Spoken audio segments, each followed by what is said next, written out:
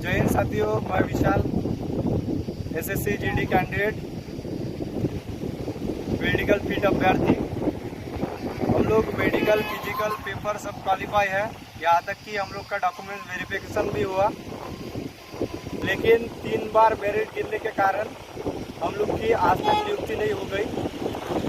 ये भर्ती SSC GD CRPF, इसमें से 60,210 पद निकले थे, उसमें से 55,000 ही पद फिलअप किए गए और बाकी के 4,000 पद आज तक फिलअप नहीं किए। उस 4,000 पद के लिए पिछले 1.5 साल से हम लोग आंदोलन कर रहे थे। दिल्ली में लगभग हम लोग 1 साल से आंदोलन किए। 1 साल के आंदोलन में हम लोग सभी सांसद के पास अपना निवेदन लेके गए थे कि कहीं ना कहीं हम लोग को न्याय मिलेगा। यहाँ तक कि हमारी बात संसद में भी 3 बार उठाई थी, फिर भी हमारी बातों पर सरकार कोई ध्यान नहीं दे रही है। आज तक हम लोग की कोई सुनवाई नहीं। दिल्ली में हम लोग जितने भी सांसद के पास घूमे थे, वो सिर्फ 2 ही नाम आगे आते थे कि आपका काम कोई लोग कर सकते हैं, एक तो अमित शाह जी और नितिन गडकरी। तो अमित शाह जी के मीटिंग के लिए पिछले हम लोग 1 साल से भटक रहे हैं, फिर भी हम लोग को मीटिंग नहीं मिल रही।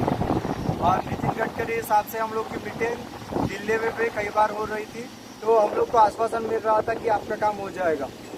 उसी बेस पे आधार लेके हम लोग फिर नागपुर में आंदोलन करना स्टार्ट किए। 15 दिन नागपुर में आंदोलन किए, फिर 15 दिन के बाद हम लोग उपोषण पर बैठे कि ये आंदोलन पे हम लोग को कोई ध्यान नहीं दे रहा, इस कारण हम लोग उपोषण पर बैठे थे।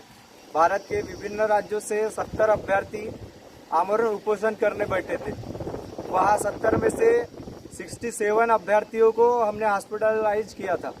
17-18 सलाइन लेके बावजूद भी वो लोग उपोषण पर बैठे थे, फिर भी हम लोग की बात कोई सुन नहीं रहा था। 72 दिन उपोषण करने के बाद कोई निष्कर्ष न निकलने के कारण माननीय रामदास जी आठवले के तरफ से हम लोग का आमरण उपोषण तोड़ा गया था। उस दरमियान भी हम लोग को ये बात की गई थी कि आपकी मीटिंग हम लोग अमित शाह जी से करवा देंगे।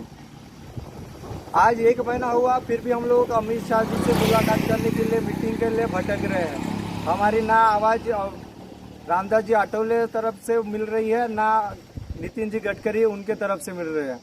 आज देश सेवा करने के खातिर हम लोग रास्ते पे भटक रहे हैं, उपोषण कर रहे हैं, फुटपाथ पर सो रहे हैं। आज देश की बेटियां, जो बेटी बचाओ बेटी पढ़ाओ वो ये चल रहा है, आज देश की बेटियां रास्तों पे खड़ी है। जिस पैर में वो जूता फौज का जूता पहनने वाली थी, उस पैर में आज चप्पल पहन के रास्ते पे भटक रही है।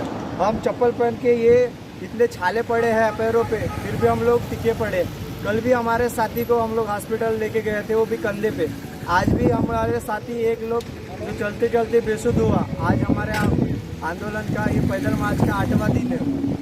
ये जो हमारा साथी था वो घाटियों में बेसुध पड़ा था, फिर भी सरकार हमारी बातों का कोई ध्यान नहीं दे रही। रामदास जी आठवले की तरफ से भी कोई हमारी बात नहीं है। 1.5 साल से हम लोग वही कोशिश कर रहे हैं।